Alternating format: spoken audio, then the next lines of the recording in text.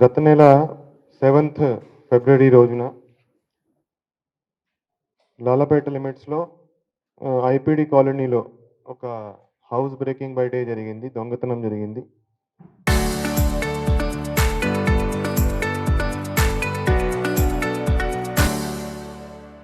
ఇంట్లో ఎవరు లేని సమయంలో మార్నింగ్ 11 ఏఎం అండ్ 1 పీఎం మధ్యలో ఎవరు లేని సమయంలో కొంతమంది ఈ బయట తాళం పగలగొట్టి, లోపల బీరువా పగలగొట్టి, కొన్ని గోల్డ్ ఆర్నమెంట్స్, అదేవిధంగా కొంత క్యాష్ దొంగతనం చేయడం జరిగింది. సో, మొత్తము దొంగతనమైంది 246 గ్రామ్స్ గోల్డ్ అండ్ 1,60,000 క్యాష్ ఆహ్, దొంగలు దొంగతనం చేయడం జరిగింది. ఈ కేసు క్రైమ్ నంబర్ 32/2026 కింద నమోదు చేసి ఇన్వెస్టిగేషన్ టేకప్ చేయడం జరిగింది. సో, ఈ కేసును ఒక సవాల్‌గా తీసుకొని దీంట్లో టెక్నికల్ ఇన్వెస్టిగేషన్ బేసిస్ మీద ఆహ్, ఒక ముద్దాయిని ఎస్టాబ్లిష్ చేయడం జరిగింది. ఇమ్రాన్ అనే ముద్దాయి గాజియాబాద్‌లో ఉంటాడు.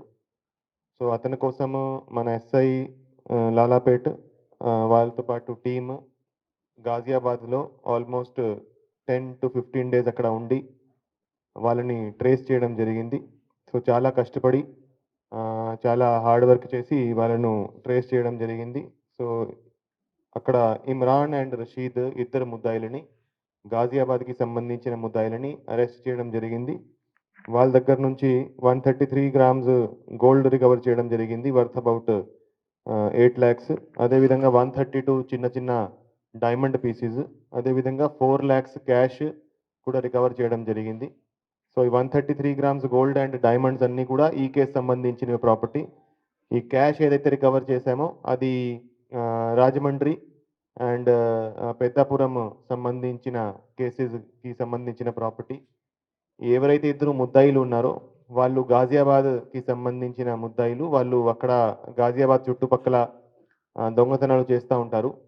అదేవిధంగా ఆంధ్రాలో గూడా ఈ యనం, రాజమండ్రి, తుని ఏరియాలో వాళ్ళ మీద కేసులు ఉన్నాయి.